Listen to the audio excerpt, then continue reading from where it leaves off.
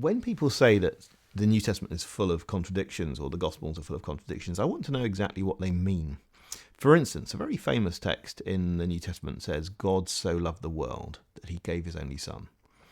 And another text by the same writer says, do not love the world or anything in the world. Anyone who loves the world, the love of the Father isn't in him. And that's using exactly the same expressions about loving and the world. In one case saying God really did it. And the other case saying, if you do it, you haven't got God's love in you.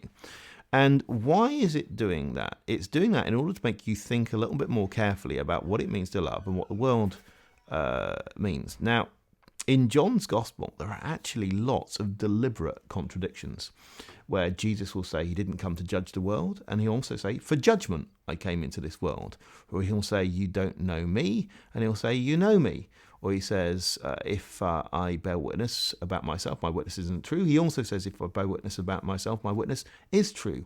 There are a couple of times when his disciples ask him, where are you going? And a little bit later he says, none of you is asking me where I'm going. And so all of these things are going on in one gospel, and they are deliberate contradictions of the same kind that Charles Dickens used when he opened his Tale of Two Cities. It was the best of times, it was the worst of times, which is a contradiction. It doesn't make you close the book, it makes you want to read on. And so I think sometimes writers deliberately use a formal contradiction to try and make you think a little bit more deeply. Now, if you've got the wrong idea that God isn't allowed to do that when he speaks to us, I think you've got to get rid of that idea.